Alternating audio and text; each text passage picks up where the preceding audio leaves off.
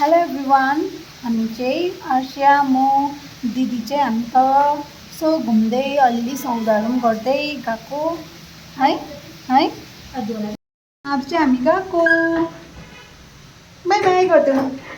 हामी चाहिँ यहाँ मासु दोकान आइरहेको छ। पासको तेर्सो आएको हो।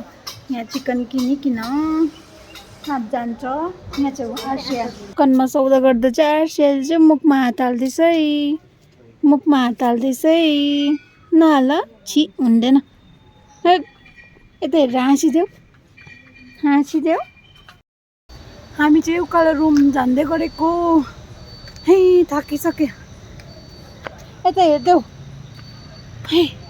उसको ममा ऊबाट गइसक्यो। उसको ममा अब चाहिँ प्याज काट्दै गरेको। हिजो मैले छिटो प्याजहरू काट्दै थिएँ किनभने 8 भइसकेको थियो हो बेलुका। अन्त दिदीले चाहिँ मैले प्याजहरू काटिन्जेल चाहिँ दिदीले पिठोहरू मुसेर सबै रेडी बनाउनु थियो अचारहरूको लागि। त्यो बेला मैले काटिसक्ने बित्तिकै मैले चाहिँ बदामको अचार बनाउनु थालेँ हो। बदामको एकदम दामी भएको थियो अचार हो।